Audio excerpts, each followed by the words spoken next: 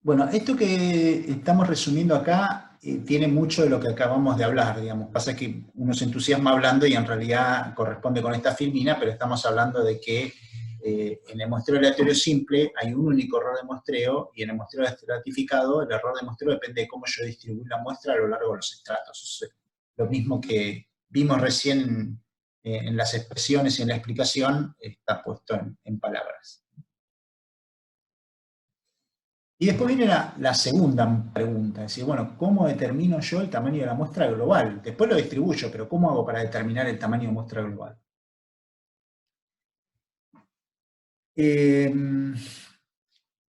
Bueno, acá hay dos criterios. El primer criterio es el que nosotros ya conocemos, que es fijar un error de muestreo y minimizar el costo. ¿Sí? Cuando decimos minimizar el costo es minimizar el tamaño de muestra, o sea, al minimizar el tamaño de muestra estamos minimizando el costo. ¿Sí? Lo que pasa es que si nosotros tenemos que las distintas unidades experimentales tienen distinto costo, como vimos recién en lo que asumía Neyman, en realidad esa minimización es más compleja, no es nada más. Si los costos son todos iguales, minimizar el costo es minimizar el tamaño de la muestra. La segunda posibilidad es decir, no, mira, yo tengo presupuesto para hacer 2000 muestras. Entonces, determiname el mínimo error de muestreo que yo puedo cumplir, con lo cual en ese caso yo podía ir directamente a buscar la fórmula de Neyman para ese caso. ¿Por qué surge esto? Por ahí no es una aplicación para la ingeniería industrial. O sea, nosotros lo damos como para que sepan que existe, porque puede ser que en algún momento lo necesiten aplicar y sepan que esto existe y lo tendrían que ir a buscar a libro de Lor o el libro de García también lo tiene. Como estos muestreos se usan mucho en encuestas sociodemográficas, es muy común que cuando uno contrata una consultora, ¿sí?, le fije el presupuesto. La consultora viene y presupuesta y dice, mira, yo te tomo una muestra de 3000 personas con estas características y te sale tanta plata. Y uno por ahí negocia el precio y te dice, bueno, pero te voy a hacer una encuesta de 2500. Entonces, el tamaño de la muestra está fijo presupuestariamente, digamos, ¿no? Ustedes no pueden fijar. Entonces, el problema ya es otro, es decir, bueno, ¿cómo asigno esto para que el error de muestreo sea lo más chico posible? Nosotros vamos a trabajar generalmente con el problema de arriba. Esto que estamos buscando acá, perdón, esto que estoy explicando acá de que fijo el error de muestreo, en realidad lo que estoy tratando de determinar es el tamaño de muestra global, no la distribución en cada uno de los estratos. Bien. Y entonces aparecen expresiones que ahora vamos a explicar. También vamos a ver de dónde salen estas expresiones. Las demostraciones de todas estas expresiones están en el libro de García. También las pueden consultar en el libro de Lor. Cualquiera de los dos tienen todas las demostraciones, pero en principio dividimos acá los 4 casos más comunes. Si ustedes se fijan, de esta tabla en el renglón de arriba tienen los tamaños de muestra para muestreo por variables y por atributos. ¿Sí? Fíjense que tienen las fracciones de muestreo, están los P sub I, ¿no? Están los P sub I, que eran los N sub I sobre el N mayúscula, ¿sí? Tienen el SI, tienen la raíz de C sub I, o sea, lo que tienen ahí es el factor de proporcionalidad de Neyman.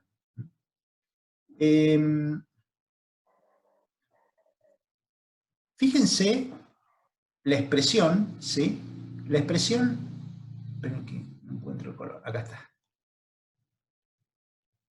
La expresión tiene acá abajo, ¿sí?, un término que estamos llamando varianza de X raya requerida. ¿Qué quiere decir eso? Vamos a ir, voy a ir un segundo a las filminas anteriores. Ahí estás. Sí, no sé si tenemos. Ustedes cuando hacen un intervalo de confianza, lo voy a dibujar acá, espero que me salga más o menos bien.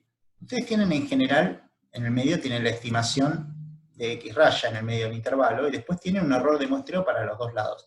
Y este error de muestreo es una variable z, si se cumplen las condiciones, por el desvío de X raya. ¿Sí? Cuando yo fijo un error de muestreo, ¿sí?, que es el caso que nosotros estamos analizando, yo voy a decir, mira, yo necesito que el intervalo de confianza sea más o menos 2, por ejemplo. Entonces, esta distancia va a valer 2. ¿Sí?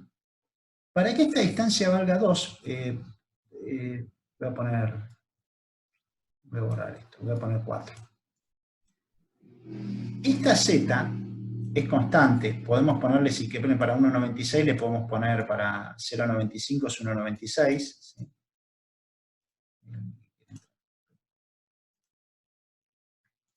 1,96. Entonces, esto que está acá, ¿sí?, va a valer, no sé, 4 y 2, va a valer 2. ¿Sí? Con lo cual, que yo les diga que el error de muestreo tiene que ser 4, es lo mismo que yo les diga, mira, yo quiero que el desvío de X raya sea 2. ¿Sí? Ese desvío de X raya no es el desvío de X raya calculado con la fórmula que vimos nosotros, es el desvío de X raya que nosotros tenemos que obtener para poder conseguir. Yo necesito calcular el tamaño de muestra para que el desvío de X raya valga 2. Entonces, le cambiamos el nombre a esto y decimos, en esta fórmula aparece el desvío de X raya requerido, este desvío de X raya requerido es este que está acá. ¿De dónde saco el desvío de X raya requerido? Perdón, la varianza X raya requerida, ¿sí? Va a ser el error de muestreo, ¿sí?, dividido, después lo escriben en otro lado, yo lo escribo acá en la filmina, dividido Z, o la T, o el valor que ustedes estén tomando. Y 1 menos alfa, perdón Mariano, Z sí, 1 menos alfa sobre 2 y ahí sería el desvío, ¿no? Tendríamos que llevar al cuadrado. sí, exacto. Esto, correcto, correcto. Esto va al cuadrado, porque esto sería el desvío de X raya. O sea que en definitiva, este cociente elevado al cuadrado es el desvío de X raya requerido. ¿Sí?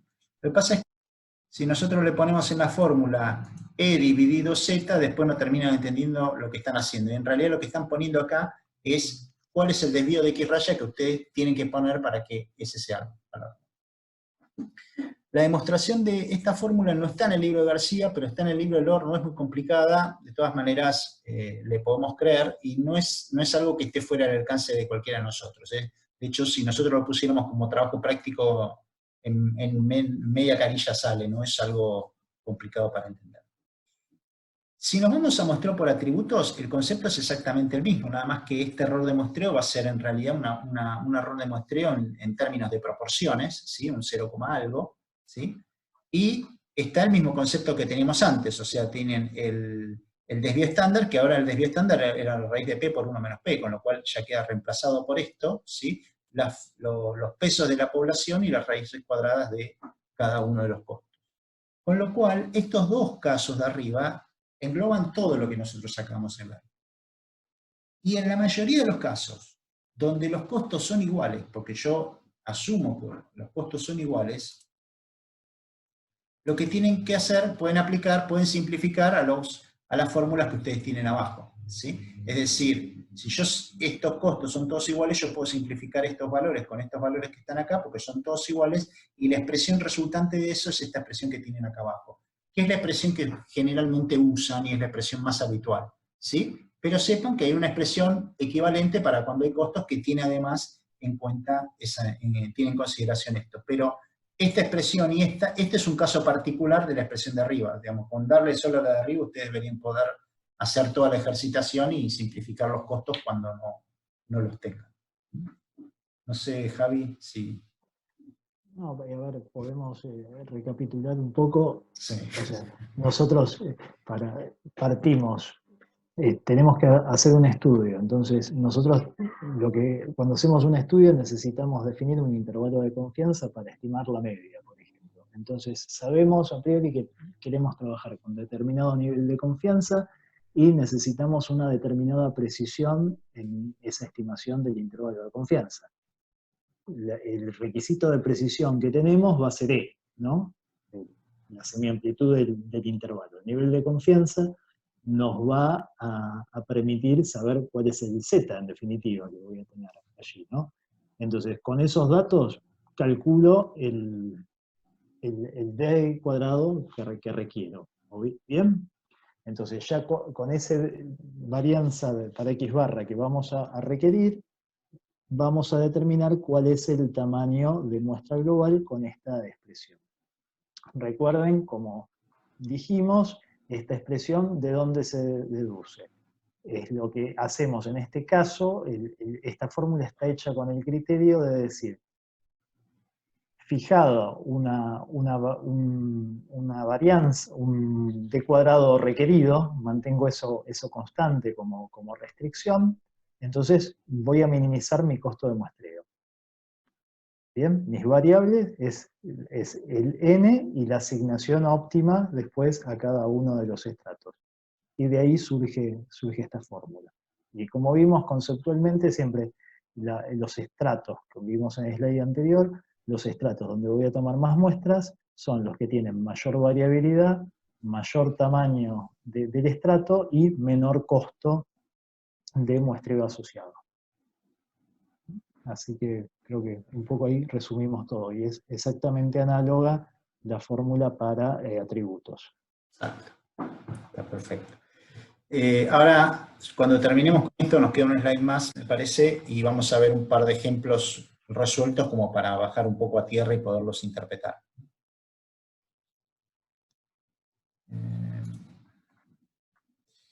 Bueno, esto, digamos, ahora es más natural, no requiere tanta demostración, pero el tamaño de muestra, entonces, dijimos que se calcula en dos etapas. En la primera etapa yo calculo un tamaño de muestra global, y después en la segunda etapa asigno ese tamaño de muestra global a cada uno de los estratos.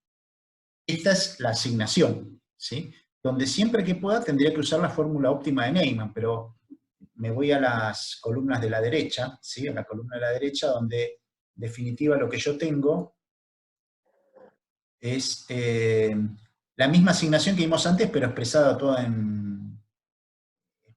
en, digamos, términos de que yo ya necesito calcular cada uno de los n y j, ¿está bien? Entonces, si yo tengo todos los términos, tengo los costos, tengo estimaciones razonables de las varianzas o de los desvíos de los estratos, y los P sub J los tengo siempre, porque eso es un supuesto de la población finita, yo conozco los tamaños de la población, entonces asigno directamente con la fórmula óptima de Neyman.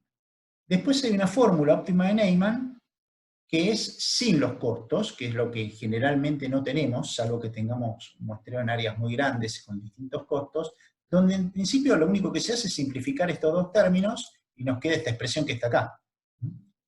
Y en el peor de los casos, que no tengamos ni idea de cuáles son los desvíos, no tengo ni siquiera una muestra piloto para estimar cuánto valen los desvíos estándar en cada uno de los estratos, entonces no me queda otra más que hacer una muestreo proporcional, que es, ojo, es simplificar esto de acá y trabajar un poco estas fórmulas, y vamos a llegar a que es lo mismo que hacer un muestreo proporcional. ¿Qué quiere decir proporcional? Y bueno, que si la población, el estrato es un 20% de la población, entonces la muestra le transfiero esa proporción y digo, bueno, voy a tomar el 20% de la muestra en ese estrato. Esto es más sencillo, tiene que ver con la asignación óptima de Neyman y en principio requiere que ustedes ya conozcan cuál es el tamaño de muestra global que ustedes estimaron. Por supuesto que no vamos a ver, aunque existen y son bastante complicadas, expresiones para cálculo de tamaño de muestra para test de hipótesis. Eso nosotros no lo vamos a cubrir. Bueno, no está de más saber que existe, y si algún día van a trabajar en eso y lo necesitan, vayan a algún libro. En principio tendrían que empezar desde el LOR, y no sé si no tendrían que ir a buscar a algún otro lado también. Sí, posiblemente se queden cortos con LOR. Sí, sí.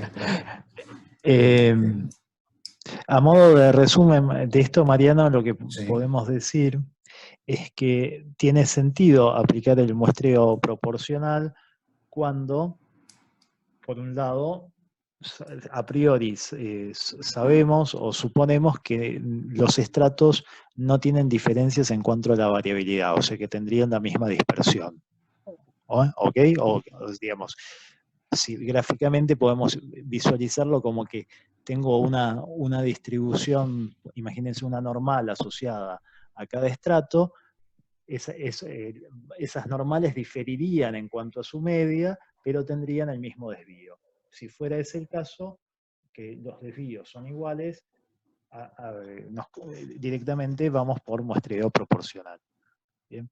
O si no tenemos forma de estimar los desvíos, o no tenemos confianza en datos extraestadísticos que tenemos sobre cuáles serían las estimaciones de la varianza, vamos al proporcional. Si no, tenemos que recurrir a hacer un muestreo piloto antes. Es la única manera de poder aplicar la fórmula de Neyman. Perfecto. Lo último que aclararía es, piensen, de acuerdo con lo que acaba de decir Javier, si ustedes presumen que los desvíos dentro de las distintas subpoblaciones son todos iguales, no tendría sentido usar la óptima de Neyman y usarían el muestreo proporcional.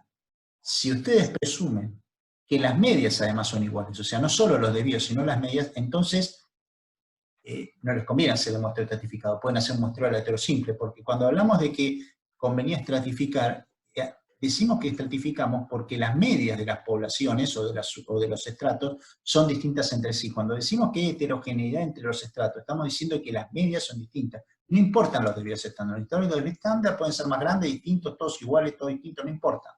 Pero las medias de los estratos tienen que ser distintas. Por supuesto, ustedes nunca van a saber la media de los estratos, pues si no, no estarían haciendo una inferencia para ver cuánto vale la media, pero uno en general tiene presunción de trabajar en el tema, y si no, también siempre está la técnica de la muestra piloto y decir, bueno, a partir de la muestra piloto yo puedo hacer algún estudio para ver si las medias son o no, si hay una heterogeneidad que amerite muestreo estratificado. Algo que no comenté es que si ustedes estratifican cuando no hay heterogeneidad de medias, el desvío de X raya es peor que si hubieran hecho el muestreo aleatorio simple. O sea, no es gratis estratificar. No es que, bueno, estratifico y bueno, de última será mejor. No, no. Si estratifico cuando las medias no eran iguales, perdón, cuando las medias de los estratos no son diferentes, entonces el desvío de X raya es más grande en el muestreo estratificado que en el muestreo aleatorio simple. ¿Sí? Con lo cual, confirmación absoluta ustedes nunca van a tener, porque necesitan una bola de cristal, pero digamos, ese ejercicio de estar viendo qué es lo que pasa es importante. Nos queda un ratito, pero podemos, creo que llegará a ver los ejercicios. ¿Sí? Hay dos ejemplos acá, los dos parecidos, uno de muestreo por variables y el otro muestreo por atributos. ¿Sí? El primero es en una unidad geográfica de una compañía telefónica y quiere hacer estimaciones de los consumos de los abonados y los tiene divididos en tres categorías. ¿Sí?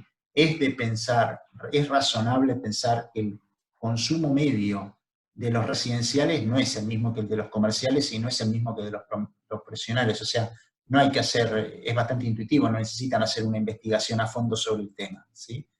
Toman una muestra piloto, es muy común trabajar con muestras piloto. Fíjense que la fórmula de tamaño de muestra requieren el cálculo de S, o sea, usan S. O sea, yo necesito tener estimaciones de cuáles son los desvíos de los estratos, y eso en general se consigue a través de muestras piloto. Lo mismo pasaba en TestStudent cuando hacían estimación de la media. Querían calcular un tamaño de muestra, tenían que tener una S. Bueno, esa S puede ser o bien una estimación subjetiva, que bueno, antes había que estimar un solo valor, pero aquí hay que estimar un valor por estrato, o bien una muestra piloto o conocimientos anteriores. Bueno, acá tienen, en realidad no vamos a poner a hacernos las cuentas, ustedes después la chequean y si tienen alguna duda lo ven con el chico de la práctica, pero en principio lo que se pregunta es cuál es el tamaño de muestra global y en cada uno de los segmentos. Entonces, se pide que el error de muestreo máximo sea el 5%, ¿sí? Con lo cual yo tengo que sacar el 5% de X raya y lo divido por el Z para tener el desvío de X raya requerido, y eso puesto en la fórmula me da un tamaño de muestra de 1014,3. Acá yo ya habilito a decir, bueno, está bien, usé Z porque el tamaño de muestra es suficientemente grande, más allá de que lo dividen los estratos, seguro que los tres van a ser mayores que 30 o que 40 o 50, el número que ustedes le quieran poner. Y después hago una asignación de Neyman, pero proporcional a los desvíos estándar, porque no tengo costos. O sea, no tener, para una compañía telefónica ir a muestrear la residencial, la comercial, la profesional es exactamente lo mismo, con lo cual, en principio asumen que como todos los costos son iguales, no uso las fórmulas de los costos, y aplicando las expresiones nos da 414, 441 y 160. Fíjense, lo más importante es entender lo que están haciendo, ¿no? O sea, el residencial, no sé cuánto es, 30.000. El residencial tiene prácticamente el 60-70% del total de las operaciones, pero el tamaño de muestra residencial no es grande. O sea, no es el más grande de todos. El más grande de todos es el comercial. ¿Por qué? Y porque el comercial tiene un desvío de 1230, estimado, mientras que el residencial y el profesional son los dos más chicos. Bueno, eso es lo que hace esta fórmula que está acá. O sea, tiene en cuenta esas cosas para decir, bueno, ¿cómo lo distribuyo? Ojo con el segundo porque tiene un desvío de 1230 y eso, metido en esta fórmula, hace que ese peso haga aumentar ese factor. Entonces, esas son las cosas por ahí más importantes. Y, perdón, Mariano, y ¿Sí? después tenemos que hacer una última verificación con las asignaciones. No es en este caso porque los tamaños de los estratos son bastante grandes, pero eventualmente podría darse el caso de que el N que ustedes calculan para el primer estrato, acá les dio 414, ¿no? Y el tamaño del estrato residencial es 29.250. Pero imagínense que podría llegar a darse un caso que les dé el tamaño de muestra N1 mayor, el N1 minúscula de la muestra mayor que el poblacional, el N1 mayúscula. Entonces, ¿qué quiere decir eso? Si se encuentran con ese caso, lo que les está diciendo la asignación es que tienen que hacer un censo en ese estrato. ¿Bien? Y les queda a ustedes, les quedan muestras disponibles, ¿no? Supónganse que en este caso les hubiera dado N1 30.000. Entonces, ustedes ahí no pueden tomar 30.000 muestras, tienen que tomar 29.250, más que esas no van a poder tener. Pero les sobran, les están sobrando 750 unidades que las tienen que asignar a los otros estratos, porque es guita que tienen asignada y la pueden aprovechar. Bien, en el libro de García tienen un ejemplo que muestra cómo trabajar, hacer esa reasignación. Bien, así que los remitimos a estudiar en detalle ese ejemplo. Y siempre acuérdense cuando resuelvan estos problemas de hacer esta verificación, de comparar el tamaño de muestra que tienen que tomar en cada estrato versus el tamaño del estrato. De hecho, tienen uno de los ejercicios que tienen, de las actividades que tienen para hacer, que son 4 problemas, uno tiene juego este tipo de cosas, de que los tamaños de muestra no les cierran, porque a veces el tamaño de muestra se pasa del tamaño del estrato, y bueno, en principio tienen que empezar a ver, decir, bueno, ¿qué van a obtener? ¿Cómo van a sacrificar? Ahí hay muchas estrategias. Otra es decir, bueno, me ahorro esta plata y sacrifico error de muestreo, esas cosas se las dejamos para que las vean en el trabajo práctico. Nos queda un minuto, lo voy a aprovechar. Vamos a hacer una cosa. Yo ahora, antes de que se corte, vamos a ver el último ejercicio, que en realidad lo vamos a ver ahora porque es lo mismo. Es igual, pero un caso de proporciones, con lo cual, al principio les queda como otro ejemplo para probar, y bueno, el libro de García igual tiene mucha ejemplificación. Lo que vamos a hacer ahora, yo ya ahora voy a cortar, es cortar y volvernos a conectar sin intervalo, porque así discutimos un poco sobre lo que tienen que hacer en la práctica y sobre cuáles son los ejercicios que tienen que hacer y sobre cómo seguimos con esta actividad, digamos, con esta unidad de la materia, ¿sí? Corto ahora y nos vemos en un minuto, así cerramos la clase.